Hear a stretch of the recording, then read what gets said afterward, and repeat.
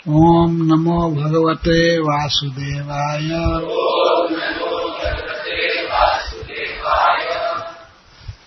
श्रीशुक उवाच यतश्चान्तर्हितोऽनन्तः तस्यै कृत्वा दिशे नमः।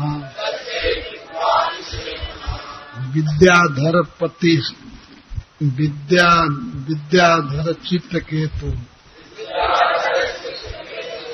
चचार गगने चरः। सलक्षण वर्षलक्षाणाम् अव्याहत बलेन्द्रिया स्तूयमानो महायोगी मुनिभिः सिद्धचारणैः। कुलाचलेन्द्र द्रोणीषु नाना संकल्प सिद्धिषु रेमे विद्याधर स्त्रीभिः व्यापयन् हरिमीश्वरम्। संसदी मुनियों की सभा में वो खचाखच मुनि लोग बैठे थे वहां, जिसमें 4 भाई सनक, सनंदन, सनत कुमार थे, नारद जी थे, वहीं प्रहलाद महाराज भी बैठे थे भगवान शिव का सत्संग करने के लिए। और उन्हीं मुनियों की सभा में भगवान शिव अपनी प्रिया को अपनी गोद में बैठाए थे और प्रवचन कर रहे थे। सब ऋषि मुनि सुन रहे थे। तो यह देख करके चित्रकेतु महाराज को हंसी आ गई। वे ठठा करके हंसने लगे। विमान बिल्कुल नीचे उतरा था, उसी विमान पर ही वे हंसने लगे। अरे ये तमाशा देखो, ऐसा कहकर बहुत हंसने लगे। वास्तव में वे तो भगवान शिव के मित्र हैं। वे प्रशंसा कर रहे थे, मजाक कर रहे थे, लेकिन मजाक गलत समय में कर रहे थे। सभा में कर रहे थे और उनकी पत्नी के सामने, भगवान शिव की पत्नी के सामने, तो अपराध कुछ बन गया है। मजाक कर रहे थे। श्री विश्वनाथ चक्रवर्ती ठाकुर लिखे हैं कि यह 2 मित्रों में मजाक था। तो कहने लगे, ऐसा लोग गुरु साक्षात, देखो ये सारे जगत के गुरु हैं। ऐसा लोग गुरु साक्षात धर्मम वक्ता सज्ञा, और समस्त प्राणियों को, देवताओं को भी धर्म का उपदेश करते हैं, कर्तव्य सिखा रहे हैं, दूसरों को कर्तव्य सिखा रहे हैं। और अपने आप इनको देखिए, सभा के बीच में आस्ते मुखिया, सभा में सबसे प्रधान है, और बैठे हैं। कैसे बैठे हैं? अपने वाइफ को गोद में लेकर। देखो इनको, मिथुनी भूय भार्या, अपनी भार्या को चिपका करके गोद में बैठे हैं और इधर प्रवचन भी कर रहे हैं। तो ये प्रशंसा है भगवान शिव की, लेकिन पार्वती जी निंदा समझ ली। इसमें प्रशंसा है कि इतने बड़े जितेंद्रिय हैं भगवान शिव कि परम सुंदरी श्री पार्वती जी उनकी गोद में है, लेकिन उनमें कोई विकार नहीं। प्रवचन कर रहे हैं और सारे ऋषि महर्षि सुन रहे हैं, बैठे हैं। तो चित्रकेतु महाराज पहले हंसे जोर से, फिर ये सब बातें कहने लगे। देखो इनका वेश देखो, जटाधर, कितनी बड़ी जटा बढ़ाए हैं। तीव्र तपा, एक महान तपस्वी हैं। ब्रह्मवादी सभापति, वेद पर विचार करने वाले वेद के अनुसार चलने वाले भगवान के भक्त इन भक्तों के सभापति हैं और अंकीकृत स्त्रियम यास्ते और गोद में अपने पत्नी को बैठाए हैं। गत ही प्राकृत हो जाता है, उनको लज्जा नहीं है। जैसे प्राकृत व्यक्ति साधारण आदमी होता है, मूढ़ व्यक्ति, वैसे स्त्री को गोद में बैठाए। अरे साधारण आदमी भी ऐसा काम नहीं करेगा। वे कहते हैं प्राय स प्राकृतश्चापि स्त्रियम रहसी विभ्रति। साधारण मनुष्य भी स्त्री को एकांत में गोद में लेगा, एकांत में उसके साथ बैठता उठता है। और ये तो महाव्रतधर, ये महाव्रतधारी है और सभा में स्त्री को लेकर के बैठे। इसमें बहुत प्रशंसा है भगवान शिव की कि देखो इनकी ईश्वरता ही। स्त्री साथ में है, गोद में है, लेकिन प्रवचन कर रहे हैं, कोई विकार नहीं है। कामदेव तो जल गया है इनके नेत्रों से, क्या विकार होगा। जिनका तीसरा नेत्र पड़ते ही कामदेव जलकर भस्म हो गया, उनमें काम बसना कहां से आ सकती है। लेकिन फिर भी देखो इनकी दशा, मजाक कर रहे हैं चित्रकेतु महाराज, ये देखो कैसी दशा है। ये सभा में ऐसे बैठा जाता है। अरे स्त्री को दूर बैठाते या चाहे श्रोताओं में बैठा देते और गोद में लेकर के और वेदांत पर प्रवचन कर रहे हैं। भगवान का शिव का चरित्र वास्तव में उटपटांग है, लेकिन सभी उसको नहीं समझ पाते। इस सभा में ऐसे प्रवचन किया जाता है, और वो भी मुनियों की सभा में, जहां एक से एक ऊर्ध्वरेता ब्रह्मचारी बैठे हैं, जहां नारद जी हैं, जहां सनकादि है, सनक, सनंदन, सनातन, सनत कुमार, 4 भाई, और श्री प्रहलाद महाराज भी सभा में बैठे हैं। भगवान शिव का सत्संग करने के लिए प्रायः बड़े बड़े वैष्णव आते थे। तो समस्त वैष्णवों की सभा में ये देखो इनका तमाशा। ये महाव्रतधारी है, महाव्रतधर, बहुत बड़ा व्रत धारण किए। महाव्रत क्या है? श्रील प्रभुपाद जी हम लोगों को 4 व्रत बताए हैं, उसको रूल्स कहते हैं, यम और नियम, नियम रेगुलेशन को कहते हैं, यम और नियम। तो 4 यम है मुख्य। अहिंसा मतलब हिंसा नहीं करना, उसमें उसको संक्षेप में प्रभुपाद ने कहा है नो मीट ईटिंग,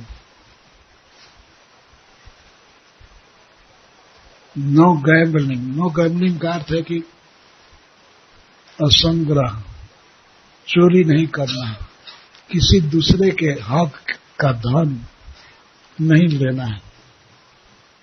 जुआ आदि खेलने में मनुष्य चाहता है कि दूसरे का धन हमारे पास आ जाए। नो इंटॉक्सिकेशन, मद्यपान नहीं। और चौथा है अवैध स्त्री संग नहीं या अवैध पुरुष संग नहीं। ये 4 नियम है, ये महाव्रत है। इसको शास्त्रों में कहा गया है महाव्रत, जो किसी भी समय किसी भी देश में खंडित नहीं किया जा सकता है। इसको अहिंसा व्रत कहते हैं। जैसे प्रभुपाद जी सिखाया है हम सबको नो मीट ईटिंग, तो ऐसा नहीं है कि किसी दूसरे शहर में चले गए, दूसरे देश में चले गए तो थोड़ा मीट ईटिंग कर लेंगे, कोई बात नहीं। किसी भी देश में नियम पालन करना है, चाहे भारत हो, अमेरिका हो, ऑस्ट्रेलिया, कहीं भी मांस नहीं खाना है।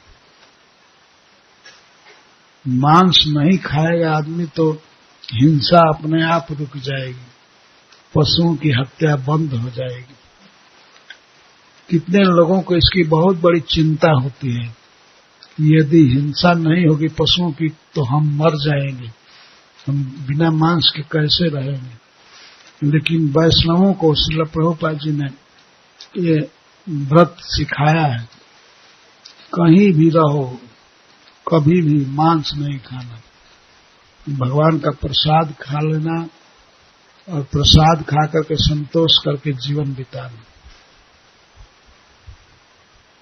और मद्यपान नहीं, नो इंटॉक्सिकेशन, ये सब यम है। और किसी भी दशा में कहीं भी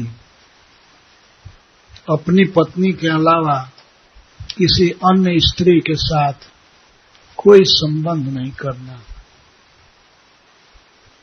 और ब्रह्मचारियों के लिए, वानप्रस्थियों के लिए तो स्त्री मात्र ही, कोई नहीं, कभी नहीं स्त्री संग करना, सोचना नहीं।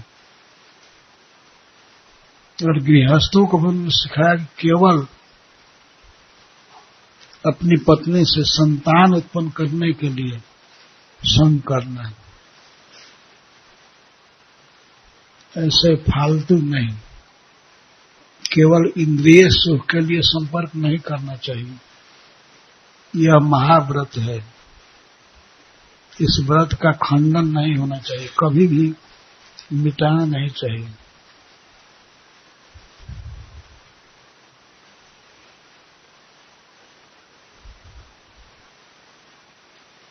बड़े सावधानी से अपने व्रत का निर्वाह करना चाहिए।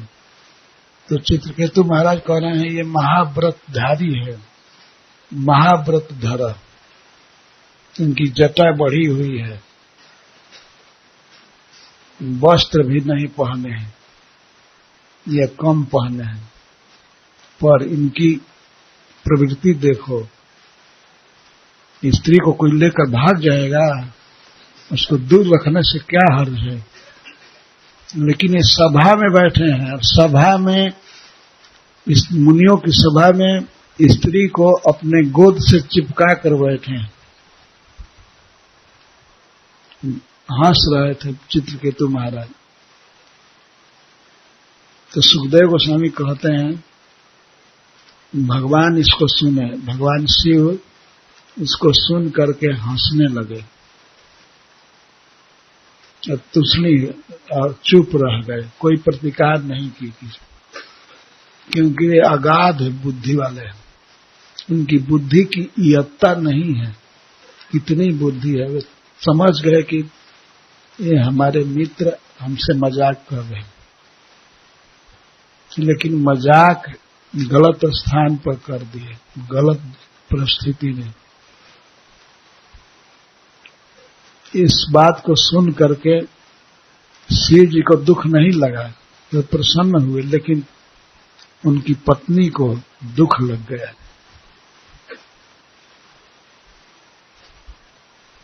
वो तुरंत क्रुद्ध हो गई। उनको पता नहीं था कि बहुत बड़ा भक्त है,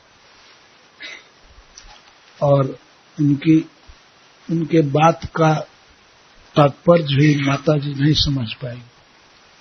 इस पर प्रभुपाद जी परपट लिखे हैं कि इतना बड़ा समाज है, लेकिन बहुत बड़े समाज में भी स्त्री को समझ नहीं आई, चित्रकेतु की बातों को नहीं समझ पाई। तो इससे सिद्ध होता है, प्रभुपाद जी लिखे हैं कि स्त्रियों को कम बुद्धि होती है। भगवान शिव के साथ रहने वाली देवी को क्रोध आ गया, बहुत क्रोध। और क्रोध में वो कहने लगी,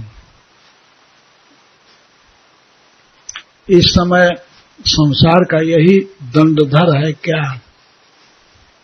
जो लोग गलती करेंगे उनको दंड देने वाला यही बना है। और धर्म का रहस्य ब्रह्मा जी नहीं जानते हैं। ब्रह्मा जी कभी शिव जी, भगवान शिव को मना नहीं किए इस तरह से उच्छृंखल व्यवहार के कारण, वे कभी मना नहीं किए। यहाँ आते रहते हैं नारद जी, भगवान कपिल देव, बड़े बड़े ब्राह्मण सब आते हैं यहाँ, लेकिन कभी वे लोग मना नहीं किए। तो शिव जी को यही मना करने वाला है क्या? यही जज नियुक्त हुआ है। तुम अपनी स्थिति नहीं देखते हो और जहां तहां बोलते हो, बस बोलने का तुमको शौक है। यह केवल शिव जी का और हमारा ही अपमान नहीं है, ये अपमान है सारे ऋषियों का, मुनियों का। यहाँ बड़े बड़े विद्वान मुनिजन बैठे हैं, उनका अपमान है, क्योंकि सब चुपचाप रहते हैं। भगवान शिव को कभी मना नहीं किए कि ऐसे, ये आज की बात नहीं है कि स्त्री लेकर के प्रवचन कर रहे हैं, रोज की बात है। और सभी आते ही रहते हैं मुनि लोग, तो कभी कोई नहीं टोका भगवान शिव को कि ऐसा आचरण मत कीजिए।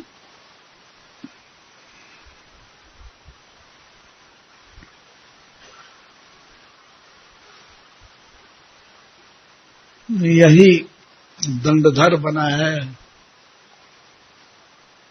क्षत्रिय अधम, क्षत्रिय है, ये भी ब्राह्मण नहीं है, और क्षत्रिय होकर के इतना उदंड हो गया, ये अपने को बहुत बड़ा समझ रहा है। इसको अभिमान हो गया है अपनी उपलब्धियों से। ये विद्याधर का राजा बन गया है और इसका अभिमान बढ़ गया है, अपने को बहुत बड़ा समझ रहा है। धीर ढीठ है, यह दंड देने योग्य है। सब सभा को सुना करके माता जी बोल रही, यह दंड देने योग्य है।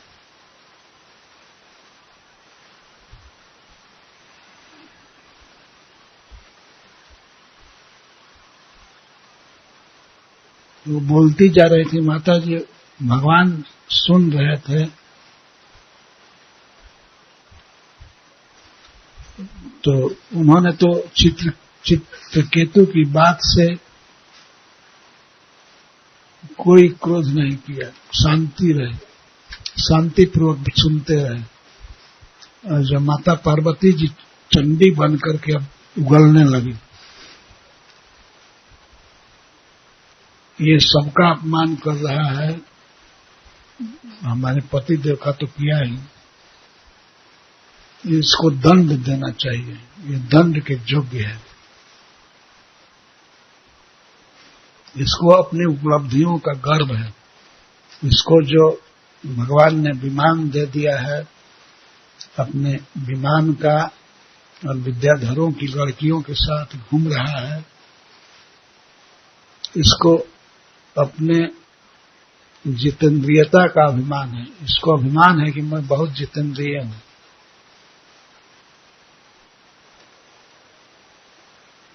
केवल पार्वती जी का उद्गार है, वास्तव में महाराज चित्रकेतु ऐसे नहीं थे, वो तो परम वैष्णव थे।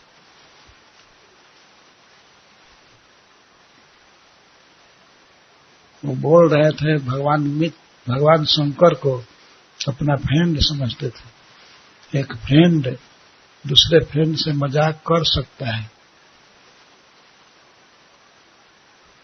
लेकिन पूर्व कर्म के अनुसार वो मजाक हो गया। सभा के बीच में स्त्री को दुख लग गया।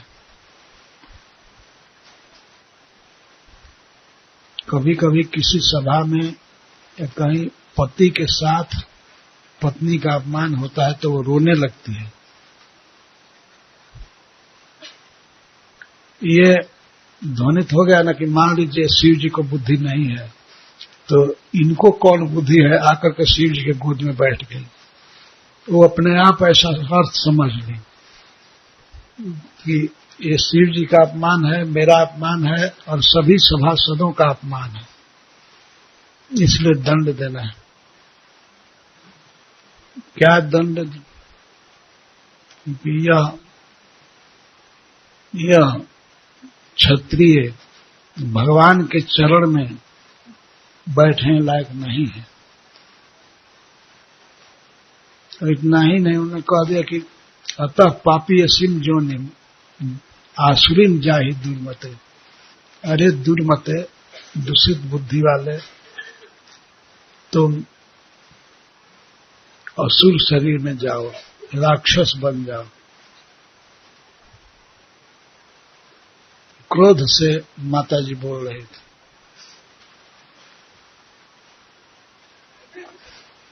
इसलिए अब तुम अपराध नहीं कर पाओगे बड़े बड़े लोगों का।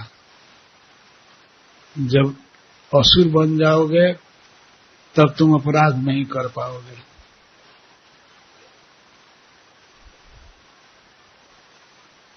लेकिन बहुत तमतमा करके क्रोध में साप दे रहे थे, और साप देने लगी तो बीच में रुकी नहीं, भगवान शिव के तरफ देखी भी नहीं।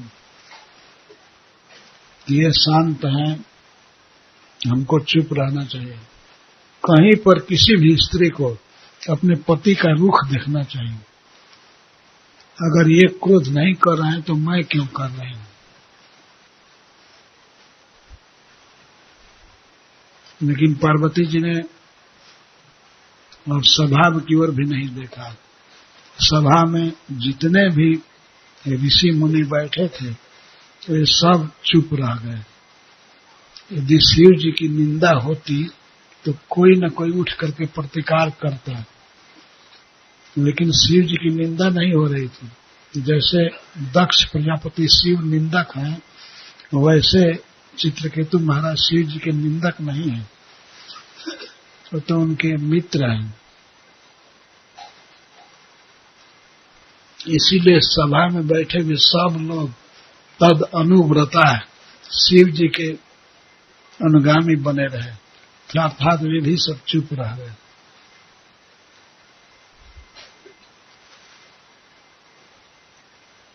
और माता पार्वती को ये समझ में आया कि ये मनुष्य क्षत्रिय यहाँ आकर के इस तरह बोल रहा है।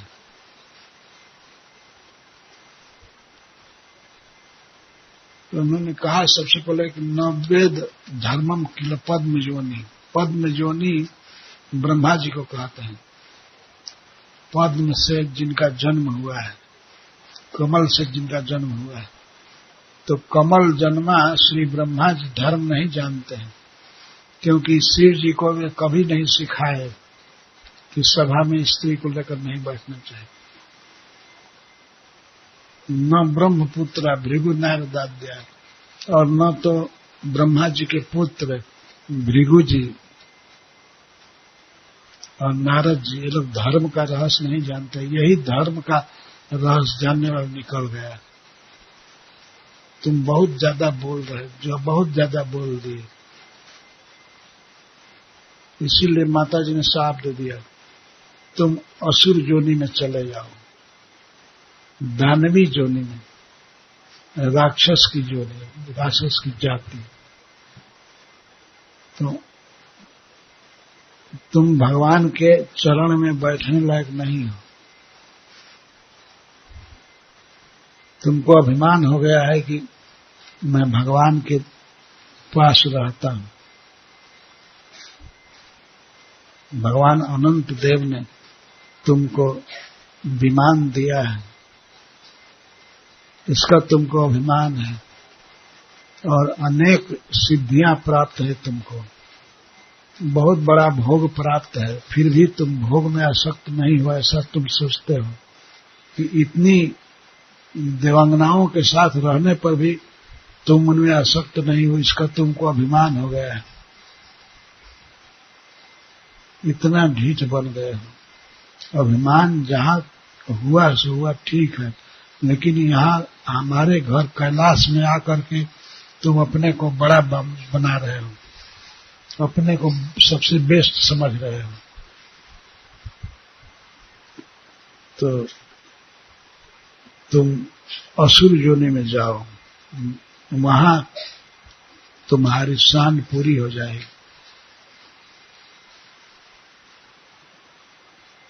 साप दे दिया, भगवान शिव सुन लिए, रोक नहीं पाए, क्योंकि स्त्री जब क्रोध करती है, क्रोध में बोलने लगती है, तो अब पति भी बेचारे क्या करें। रणचंडी बन गई तो बोलने दो।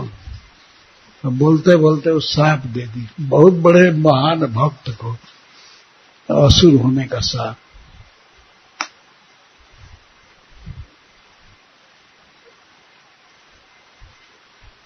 तो उसके बाद चित्रकेतु महाराज विमान से उतरे, नीचे आए, आकर के माता जी को प्रणाम किए और भगवान शिव को प्रणाम किए।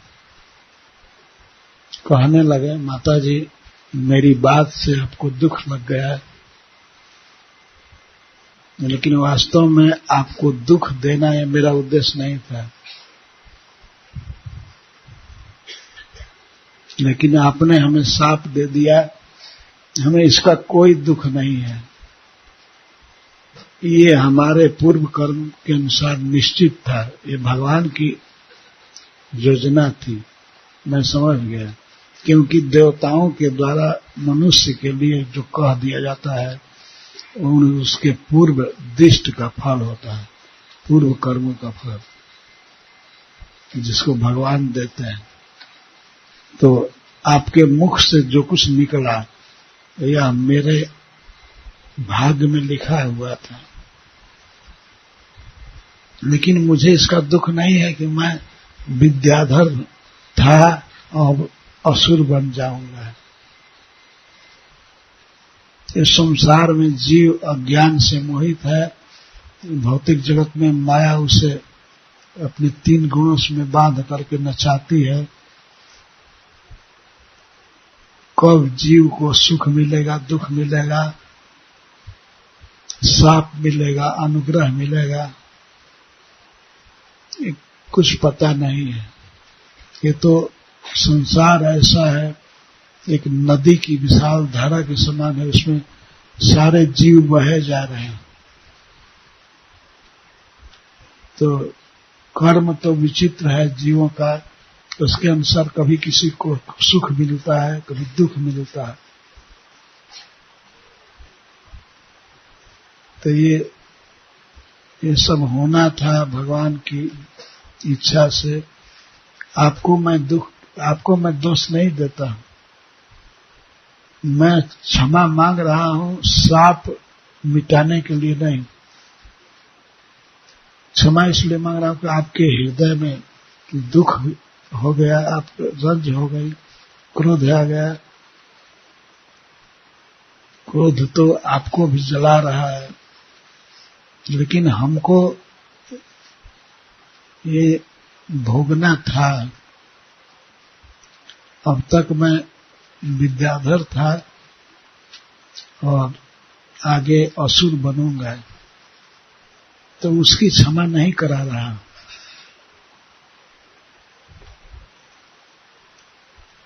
अंबिके कह रहे हैं मां, क्योंकि जगन माता है।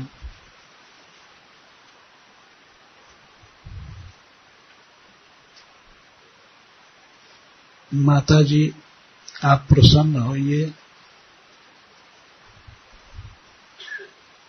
हमें क्षमा कीजिए, मैं बोल दिया तो मेरी बात से आपको दुख लगा। महाराज चित्रकेतु को थोड़ा भी दुख नहीं लगा कि हमको स्वर्ग से गिरना पड़ेगा, असुर योनि में जाना पड़ेगा।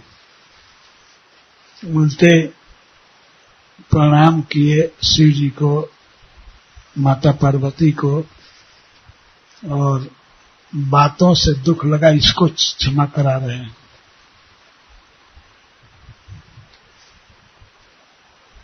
ऐसा नहीं कहे कि आप अपना साप लौटा लीजिए।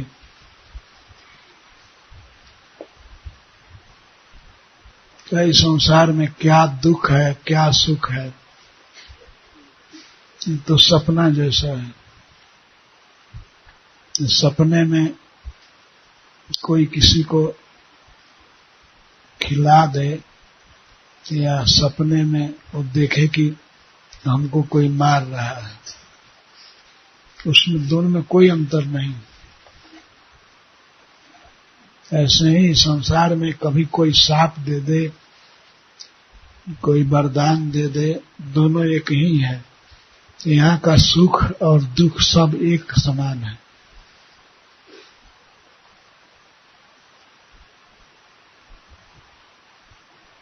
तो इतना कह करके चित्रकेतु महाराज वहां से चले गए, विमान पर चढ़ करके और चले गए प्रणाम करके। तो भगवान शिव देखे महानता, चित्रकेतु की महानता, तो वे मुग्ध हो गए। जब चित्रकेतु महाराज चले गए तब उसी सभा के बीच में सबके सामने भगवान शिव बोलने लगे पार्वती जी से, दिष्टवत् से सुश्रोणी, संबोधन की सुश्रोणी, हे सुंदर नितंब वाली, हे शोभन नितंबे, तुम शरीर से सुंदर हो लेकिन तुम चित्रकेतु के समान सुंदर नहीं हो। भक्ति और ज्ञान में ये बहुत बड़े हैं। संबोधन में सुश्रोणी कहे, हे परम सुंदरी। तो इस पर चक्रवर्ती पाल जी कहते हैं भगवान ने कहा कि तुम शरीर से सुंदर हो परंतु तुम ज्ञान और भक्ति में चित्रकेतु के समान सुंदर नहीं हो।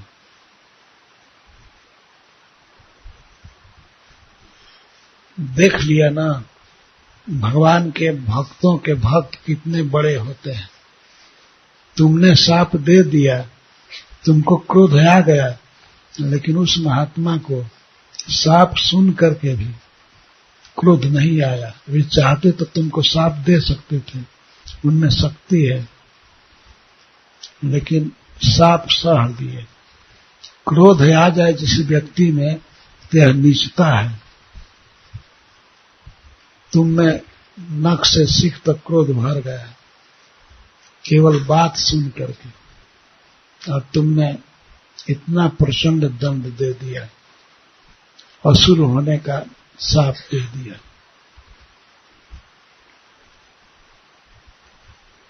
प्रकारांतर से भगवान शिव कह रहे थे कि तुम अपने में और चित्रकेतु में विचार करके देखो कौन कैसा है। वह महात्मा है, भगवान का भक्त है।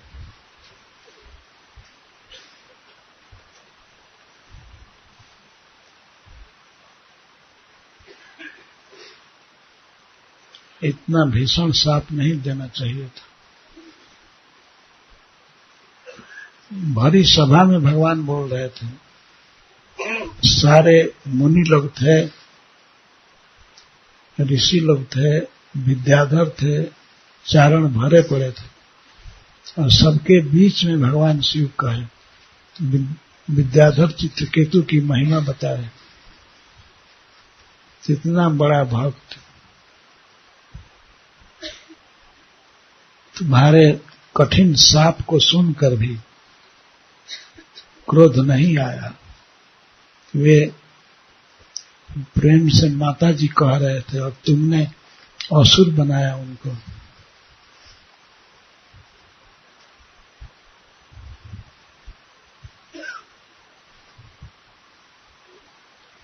तो ये बात तो शुरू में ही भगवान शिव कह सकते थे, लेकिन जैसा मैं कहा कि जब स्त्री बोलने लगती है तो उसको होश नहीं रहता है कि मैं कहाँ बोल रहा हूं। आकाश पाताल एक कर देती है। तो श्रील प्रभुपाद जी लिखे हैं कि स्त्रियों को पुरुष की अपेक्षा कम बुद्धि होती है, यहाँ स्पष्ट लिखे हैं। और इतना बड़ा समाज है, उसमें भी महादेव की गृहिणी है, सबसे बड़े देवता, तो उनके उस देवता के पत्नी की ये दशा। क्षण भर में बात बिगड़ गया। चित्रकेतु आए थे कैलाश, तो उनका स्वागत होना चाहिए, उल्टे उनको राक्षस बना करके भेज दिया।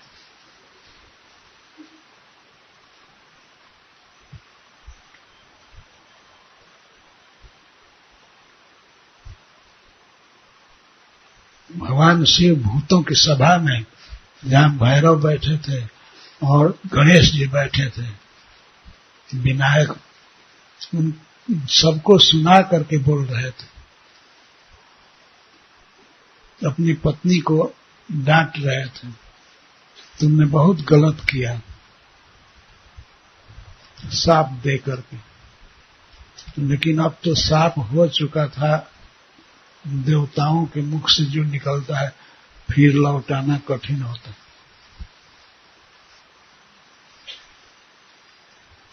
और पार्वती जी उसको सुन करके लज्जित हुई, और लज्जित होने पर चक्रवर्ती पाल जी कहते हैं कि वे अपने घूंघट से अपने सिर को ढांक ली। जो पहले बहुत उत्साह से बोल रही थी, और शिव जी के बात को सुन करके भी लजा गई। मन में अफसोस हुआ कि मैं बहुत गलत कर दी, इतने बड़े वैष्णव को, भक्त को मैंने दंड दिया। अफसोस हो रहा था।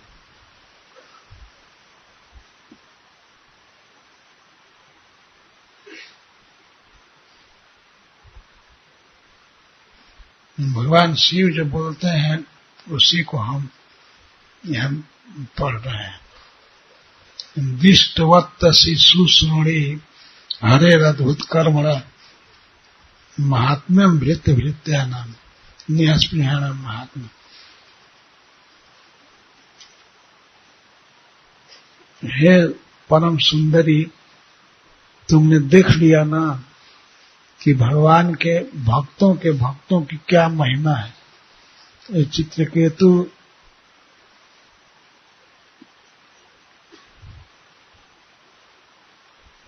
नारद जी के भक्त हैं, नारद जी भगवान के भक्त हैं। इससे भगवान विचित्र कर्म करते हैं, अद्भुत कर्मणा। अद्भुत कर्मा भगवान के भक्त की महिमा देख लिया ना, भक्त की महिमा क्या बड़ापन है। नारायण पराः सर्वे न कुतश्चन बिभ्यति स्वर्गापवर्ग नरके सुखी तुल्यार्थ दर्शन। भगवान नारायण के भक्त कहीं नहीं डरते हैं। कुतश्चन न बिभ्यति स्वर्ग अपवर्ग नरके अपि तुल्यार्थ दर्शन। उनको स्वर्ग में, अपवर्ग में, मोक्ष में, वैकुंठ में और नरक में एक ही वस्तु दिखती है, वो है भगवान की सेवा। अपि तुल्यार्थ दर्शन। वे स्वर्ग के भोग में आसक्त नहीं होते हैं, न तो अपवर्ग में आसक्त होते हैं। स्वर्गापवर्ग नरकेषु, यदि उन्हें नरक में भी जाना पड़े तो वहां भी भगवान की सेवा देखेंगे। चाहे स्वर्ग में रहेंगे तो वहां भी भगवान की सेवा देखेंगे। भगवान के चरण को देखते हैं, उनको और दिखाई नहीं देता है कि यहाँ बहुत बड़ा सुख है, यहाँ रहना चाहिए। वो केवल भगवान की सेवा देखते हैं। तो इतने बड़े पद पर थे चित्रकेतु, बहुत बड़े राजा विद्याधरों के अब तुमने उनको एकाएक स्वर्ग से गिरा दिया साथ दे करके, पर इनको कोई दुख नहीं है। उनकी दृष्टि में स्वर्ग, अपवर्ग और नरक एक समान है। स्वर्गापवर्ग नरके सपतुल्यात दर्शन देह नाम देह संयोगात द्वंद्वन ईश्वर लीला सुखम दुखम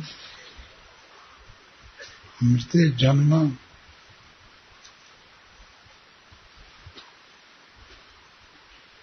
सापो अनुग्रह एवं च।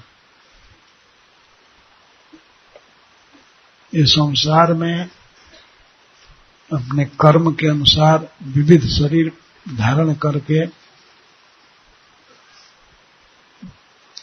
भौतिक जगत में बहुत से जीव घूमते रहते हैं, लेकिन जो भगवान के भक्त हैं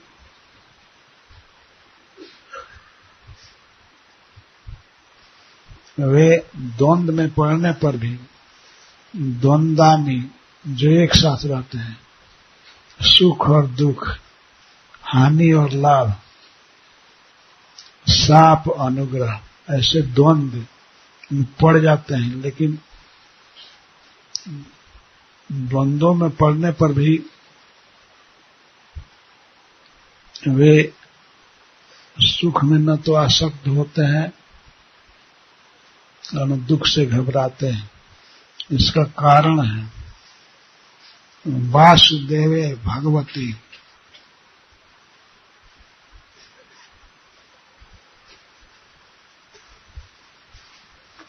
भगवान कृष्ण में जो भक्ति अर्जित कर लिए हैं, भगवान के भक्त हैं, उनके लिए अब ज्ञान वैराग्य से, ज्ञान वैराग्य के आश्रय में नहीं रहना पड़ता है। श्रील प्रभुपाद जी कहते हैं कि जो भगवान के भक्ति में लगे हुए हैं उनको अपने आप ज्ञान हो जाता है, और जब ज्ञान हो जाता है तो इस दुखमय भौतिक जगत से वैराग भी अपने आप हो जाता है।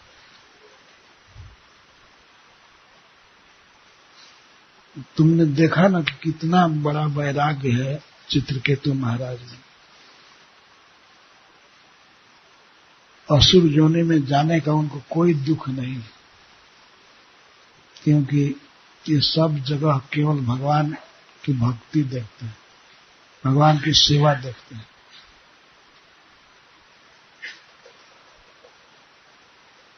वासुदेव भगवती भक्ति मुद्वहताम नृणाम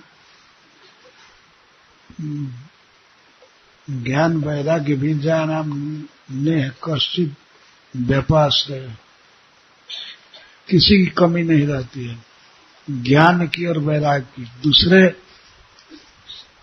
साधकों को या विद्वानों को, मायावादी सन्यासियों को बहुत चिंता रहती है कि हमको ज्ञान हो जाए, हमको वैराग्य रहे, हम कहीं संसार में फंस न जाए, कहीं आसक्ति ना हो जाए। लेकिन भगवान के भक्त इसकी चिंता नहीं करते हैं। इतनी भक्ति रहती है कि अपने आप उनका मन संसार को त्याग देता है। ज्ञान बढ़ा रहता है भक्तों के मन में।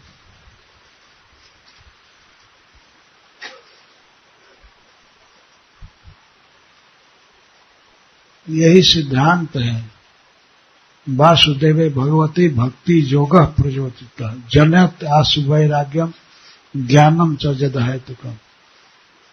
अपने आप भगवान की भक्ति करने पर ज्ञान वैराग हो ही जाते हैं। ये जो आए थे चित्रकेतु महाराज, ये बहुत बड़े भक्त हैं भगवान के, भगवान शिव कहते हैं।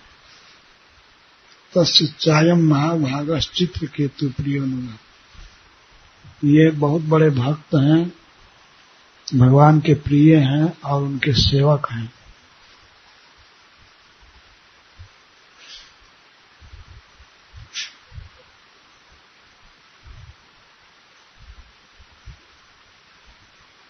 और ये भी कहते हैं शिव जी की ये भगवान के प्रिय हैं और मैं भी भगवान का प्रिय हूं। अहम च अच्युत प्रिय, मैं भी भगवान का प्रिय।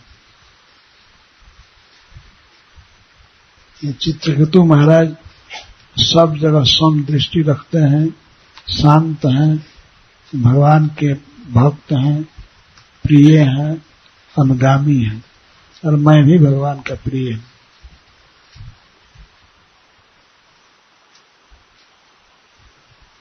तो एक प्रकार से हमारे सखा हैं। मैं भगवान का भक्त हूं, वे भी भगवान के भक्त हैं। तुम इस रहस्य को नहीं जान पाई, तुमको क्रोध आ गया।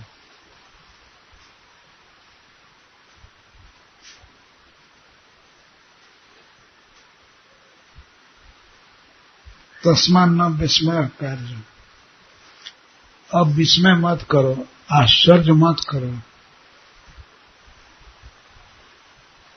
भक्तों में, भगवान के महान भक्तों में वैसे ही चमत्कार होता है जैसे भगवान चमत्कार करते हैं।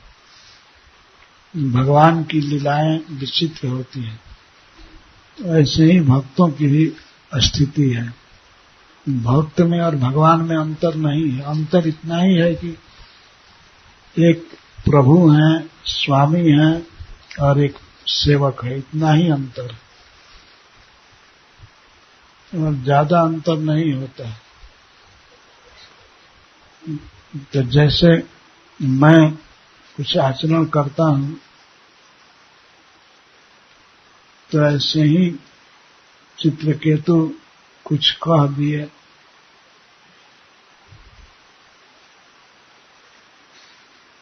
तुमको विस्मय नहीं करना चाहिए। आश्चर्य तो दोनों किए थे, भगवान शिव भी आश्चर्य में पड़ गए। ये भी मजाक किए थे पर आश्चर्य में पड़ गए। जब पार्वती जी ने साप दिया तो बदले में चित्रकेतु कुछ गाली नहीं दिए या साप क्षमा कराने की प्रार्थना नहीं की, इससे विस्मय हुआ। और बाद में जब पार्वती देखी कि इतना शांति से सबको प्रणाम करके और वे चले गए, तब बड़ा विस्मय हुआ। हक्का बक्का रह गई कि इतना बड़ा महान पुरुष मैंने देखा नहीं। तब भगवान शिव कह रहे हैं विस्मय मत करो, क्योंकि ये भगवान के भक्त हैं। भक्त में वही सब विशेषता होती है जो भगवान में होती है।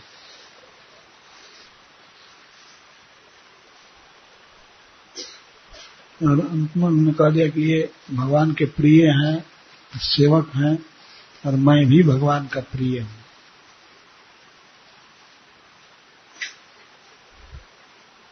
तो वे हम पर कुछ मजाक कर रहे थे,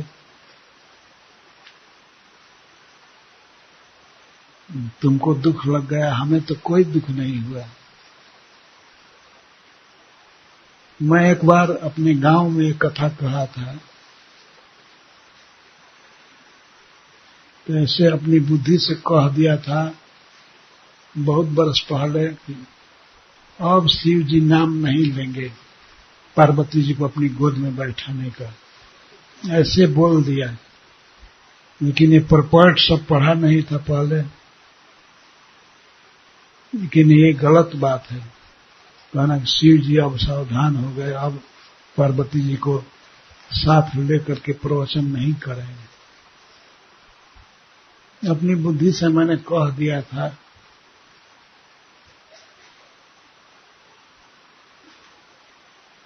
लेकिन चित्रकेतु की महानता इसमें है कि वे पार्वती जी को शाप नहीं दिए। सुखदेव गोस्वामी कहते हैं कि चित्रकेतु में बहुत शक्ति थी, वे पार्वती जी को शाप दे सकते थे, लेकिन उन्होंने सब सह लिया। और एतावत साधु लक्षण, यही है साधु का लक्षण। सुखदेव गोस्वामी बोल रहे हैं, यही है साधु का लक्षण, सह लेना सब कुछ, दूसरे के अपराध को सह लेना, बदले में साप नहीं देना, गाली नहीं देना, यही है साधु का लक्ष्य। तो सुखदेव गोस्वामी ने भी कह दिया कि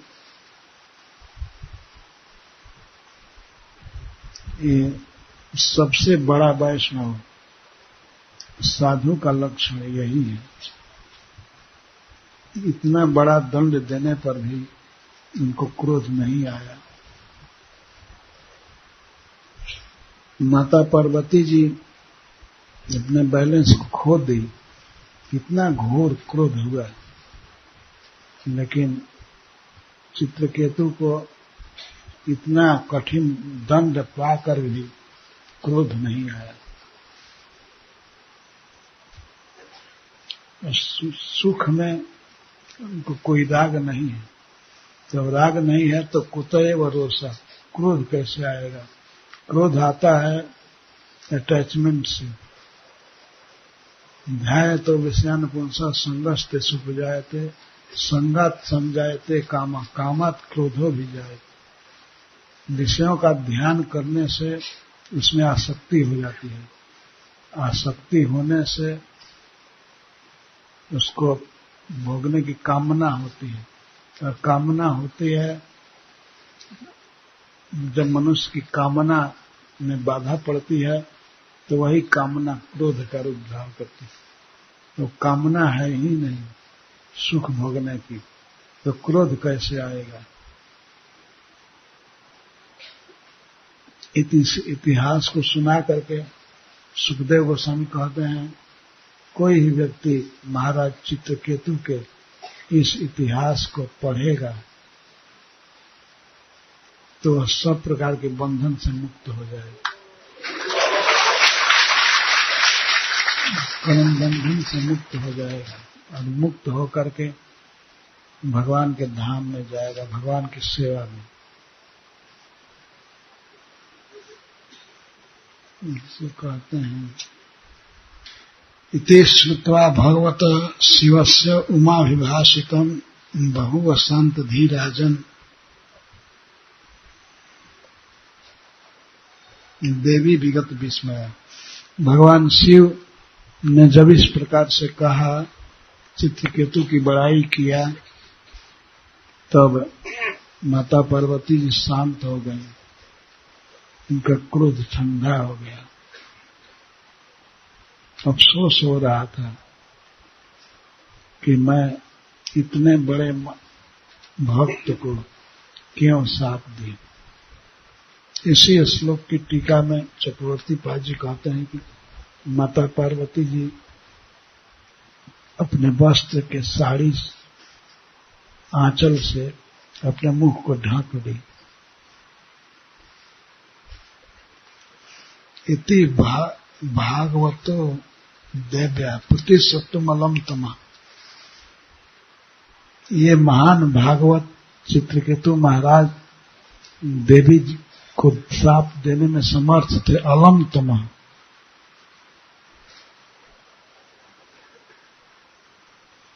लेकिन माता पार्वती के श्राप को उन्होंने हाथ जोड़ करके स्वीकार कर लिया। एतावत साधु लक्षण, यही वैष्णव का लक्षण है।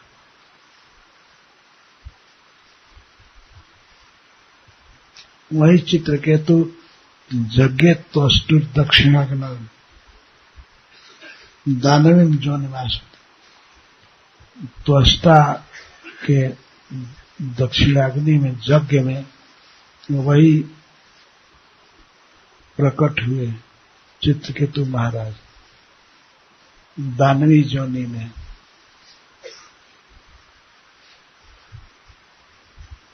असुर योनि में वृत्र इति विख्यात, उनका नाम था वृत्रासुर।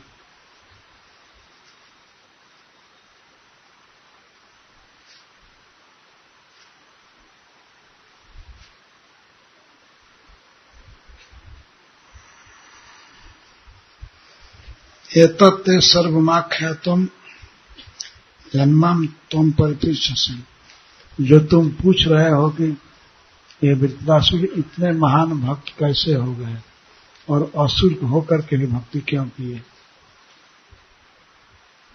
युद्ध में इतनी अचल बुद्धि कैसे रह गई कृष्ण में, ये सब मैं तुमको सुना दिया।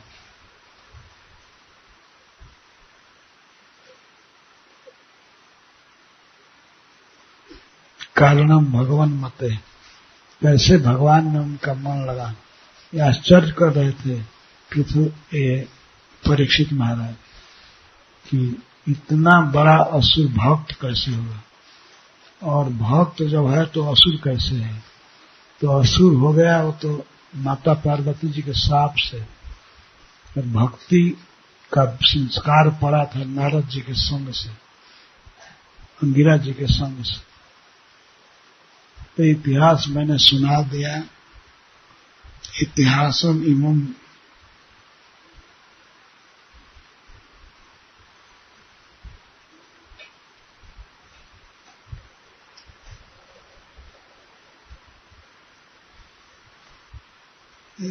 पूर्ण इतिहास है, पवित्र इतिहास है।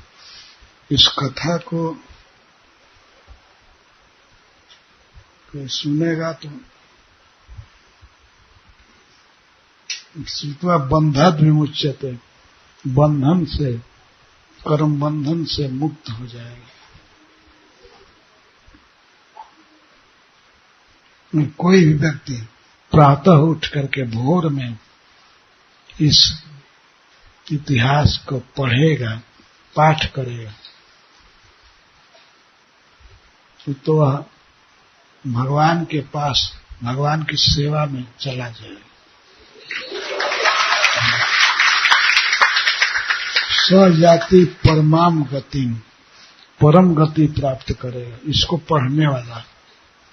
ये इतना पवित्र इतिहास है, इसको कोई पढ़े भोर में तो परम गति को प्राप्त करेगा। सबसे श्रेष्ठ गति है जीव के लिए भगवान का पार्षद बन करके उनकी नित्य सेवा में चले जाए, यही परम गति है। ये स्वर्ग आदि से कई गुना श्रेष्ठ है, वैकुंठ प्राप्त होता है। ये परम गति है, भगवान के धाम में भगवान का सेवक बन करके रहना।